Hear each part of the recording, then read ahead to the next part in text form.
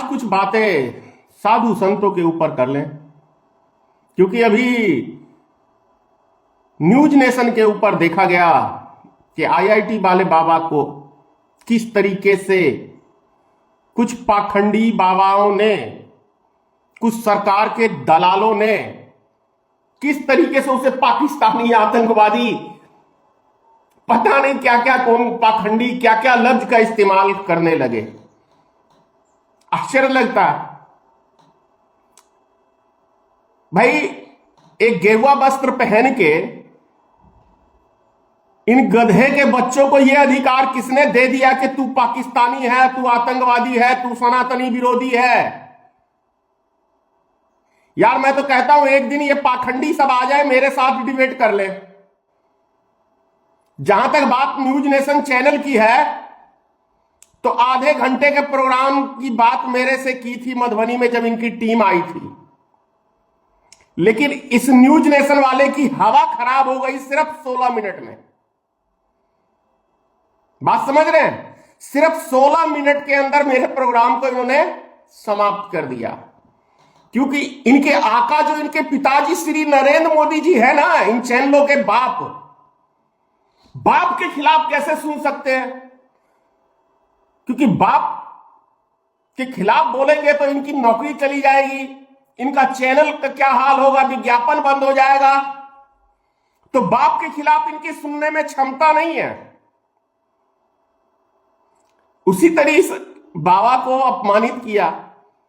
भाई जब तुम्हें लगता है कि ये बाबा पागल है, सनकी है, ये है, वो है, फलाना है, ढिंगना है, तो इसको चैनल पे बुलाते क्यों हो? और एक टीम तैयार की जाती है दोस्तों, 10-12 आदमी मतलब इकट्ठे किए जाते हैं, या 20 आदमी, 20 आदमी एक तरफ और एक सिंगल आदमी एक तरफ, और वो 20 आदमी इन पे हमला बोलते हैं, साथ में न्यूज चैनल का एंकर भी। अब सोचिए, कहां 20 कहां 1, और वो भी उसकी सुन नहीं रहा कोई। आप सबने देखा होगा, वीडियो वायरल है।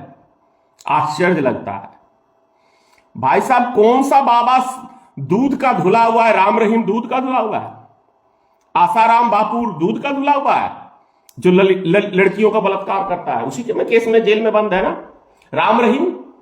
जितने बलात्कारी बाबा हैं देश में, वे सारे भाजपा से कांटेक्ट है। आप नजर उठा के देख लीजिए, अगर मेरी बात असत्य हो जाए तो। नरेंद्र मोदी आसाराम बापू के मंच पे खड़ा होकर बोलता है, जब मुझे कोई नहीं जानता था तो आसाराम बापू जानते थे, क्योंकि आसाराम बापू भी टपोरी, नरेंद्र मोदी भी टपोरी। अब जब टपोरी टपोरी की तो मिलान होगा, इसमें कहीं कोई संदेह की बात नहीं है।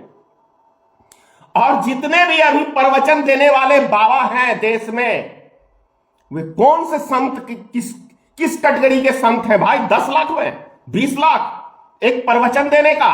इन बाबाओं को, दूसरों को तो ये मतलब देते हैं कि भाई ज्ञान, मोह माया त्याग दो, लेकिन खुद को 10 लाख रुपया दे दो इन बाबाओं को, तभी तो 5 स्टार होटल में रहेंगे।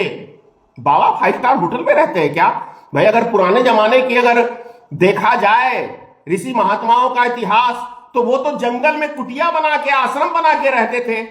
ये कहां रहते हैं? ये कहां रहते हैं? एक देखो ना, वो भेंगे बाबा को, वो शनिदेव महाराज का भी अपमान करता तो वो बाबा है, काली जी का भी अपमान करता तो वो बाबा है, क्योंकि उस बाबा के पास माल बहुत है भाई साहब, माल बहुत है। और वो माल जानते ही हो कितनों को बलि चढ़ा के हासिल किया है। इतने इस देश में हकीकत पूछो ना, तो अभी सिर्फ और सिर्फ पाखंडियों का ही बोलबाला है। जो जितना बड़ा पाखंडी उतना बड़ा नेता और उतना बड़ा बाबा। यही अटल सत्य है और यही सत्य है। आप योगी आदित्यनाथ को देख लो ना, कौन से एंगल से वो बाबा है। बाल कटवा के, सिर मुड़वा के, एक गेरुआ वस्त्र धारण करके लोगों का मकान तोड़ना, लोगों का घर उजाड़ना, मस्जिद तोड़ना, ये बाबा का काम होता है क्या? आपको लग रहा है ये बाबा का काम होता है? इसको शूट कर दो, ये बाबा का काम होता है क्या? मुझे नहीं हजम होता। अब जिस अंधभक्तों को होता होगा कल। आज ये मत सोचना, किसी शायर ने कहा है कि भैया जब किसी के घर में आग लगती है तो थोड़ी ना वो वहां पे एक ही घर होता है, बहुतों के हजारों के घर होते हैं। और जब एक के घर में आग लगता है तो भाई साहब उसकी लपटें तो पूरे गांव में, पूरे शहर में लेता है, उस गली मोहल्ले में होता है। तो ये मत सोचना कि आज फलाने का घर टूट रहा है तो हम तो यार मजा मार रहे हैं, कल तुम्हारी भी बारी आएगी। इस बात को गांठ बांध लो। अब वो बाबा, आईआईटी वाले बाबा, बेचारा अपना घर बार छोड़ दिया, अपना अध्ययन कर रहा है, तो उसमें तुम्हारा और इन ढोंगी आरएसएस के चमचे, दलालों का क्या जा रहा है और चमचों का क्या जा रहा है? इनकी दुकानदारी अच्छी नहीं चल रही है। और ये सोचो ना, एक सनातन धर्म ही एक ऐसा धर्म के ठेकेदार जिस मंदिर में बैठे हुए हैं। मैं बताता हूं, मैं कलकत्ता गया काली जी के मंदिर में, भाई साहब 8,000 रुपए मुझे लगे दर्शन करने में। तो ये भ्रष्टाचार नहीं है और ये पाखंड नहीं है तो और क्या है? मैंने उसी दिन प्रतिज्ञा किया मैं किसी मंदिर में नहीं जाऊंगा। यहां अपना मंदिर बनवाया हुआ है, साल में 2 बार दशहरा पूजा, दुर्गा पूजा करते हैं, दशहरा का भी और अभी चैती दुर्गा भी अभी करेंगे। सब धाम मेरे यही है अपने गांव में। अब सोचिए कि आप शिव जी के दर्शन करने जा रहे हैं यहीं पे झारखंड, वहां भी आपको शॉर्टकट का रास्ता। यार इतना पाखंड किसी मजहब में नहीं है जितना इस सनातनी ब्राह्मणों के ठेकेदारियों में है।